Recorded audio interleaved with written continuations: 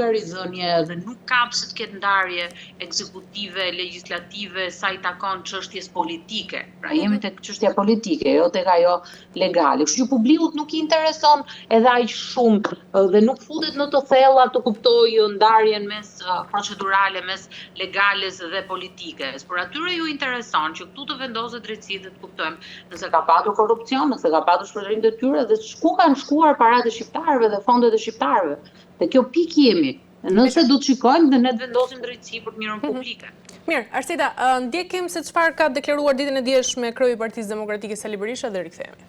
Kreu i Partisë Demokratike Sali Berisha ka zhvilluar një konferencë për mediat ku është shprehur me akuza ndaj qeverisë Rama. Gjatë fjalës së tij Berisha ritheksoi se pas komunikimit të aktë akuzës, Balluku shkoi direkte në kryeministri dhe sipas kreut të Partisë Demokratike ka kërcënuar qartë dhe se i ka thënë Ramës, do të marrë me vete.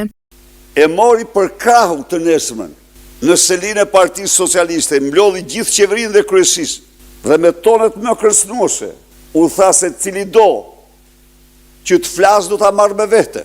Dhe Rama i palosu, tha që skapi është kundra Partisë Socialiste, Lubia nuk ka bërë asgjë, gjithë problemi është tek unë. Berisha po ashtu ka bërë me dije se kryeparlamentari Niko Peleshi ka mbyllur në kasafort provat e dorëzuara nga SPAK për heqjen e mandatit dhe arrestimin e Belinda Ballukut, duke mos u bërë me dije anëtarëve të Këshillit të Mandateve.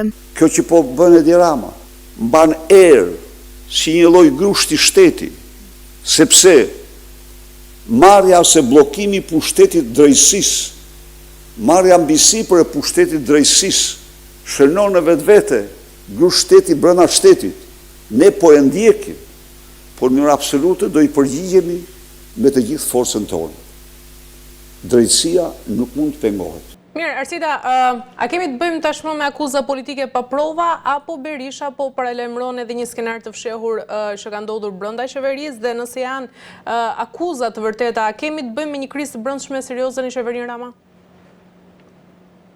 Po tani, akuzat në përgjithësi të ngritura nga lideri i Partisë Demokratike nuk është se kanë qenë të gjitha të bazuara, domethënë mbaj mend edhe ndoshta edhe retorikë, ndoshta edhe shpërndarje të fotove me inteligjencë artificiale, që pastaj u fshin, domethënë retorikë të vazhdueshme që kanë ngelur vetëm në kuadrin e retorikës.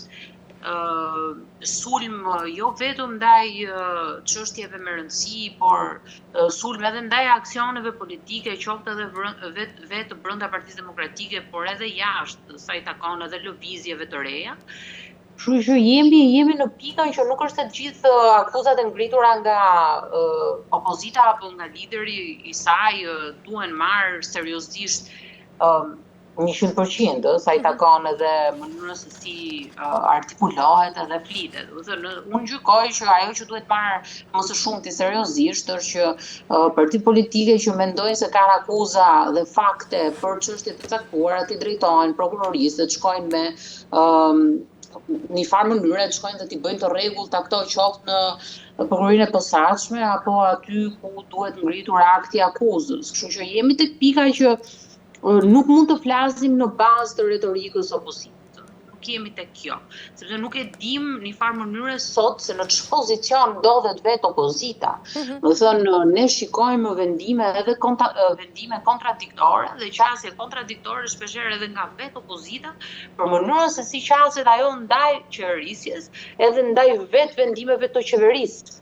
Dhe nuk e dim nëse është plotësisht opozitare apo pra është si çështja e vendimit për reformën zgjedhore dhe administrative territoriale, domethënë që u gjykua pak a shumë që të vrasim natën edhe të qajmë ditën, në sensin që këtej akuzonin, këtej pastaj ulën në një tavolinë për ta negociuar. Është si çështja e avokatit popullit, që këtej e gjykuan edhe nxorën kandidatët respektiv dhe pastaj doli që ishin votuar nga vetë antarët dhe pjesëtarët në mënyrë jo të unifikuar jo të unifikuar sa i takon kandidatëve të vetë, më kupton? Por nga ana tjetër dolën të unifikuar për avokatin e popullit. Kështu që jemi tek pika që vetë opozita nuk është e qartë për edhe si pasojë e fragmentarizmit, por edhe si rrjedhoje e mënyrës se si po bëhet sot opozitë.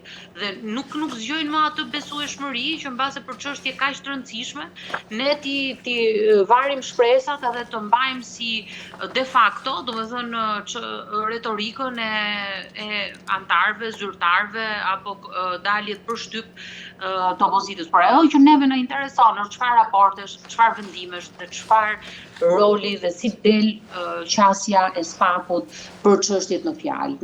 Faktet e vetme, të dhënat e vetme, të besueshme, për mendimin tim dhe për ta gjykuar çështjen ka krizë apo nuk ka krizë, është për të parë se si qaset SPAK-u dhe BKH-ja që janë dy instanca nga ku dhe publiku shqiptar ka treguar që ka dhe besueshmërinë më të lartë.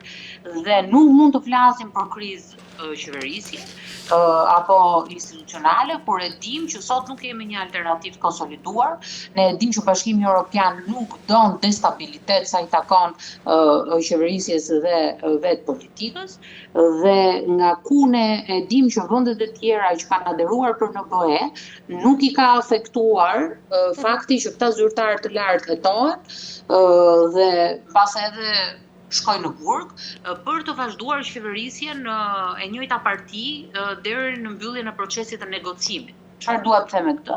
Do thotë që zoti Rama është distancuar edhe nga çështjet e mëparshme, siç ka qenë edhe burgosja edhe një zëvendës kryeministri më parë.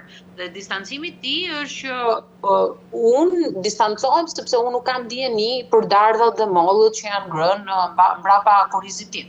Dhe këtu pesha e përgjegjësisë qoftë për korrupsionin edhe shpërdorimin e detyrës ka rënë vetëm mbi zyrtarët e lartë.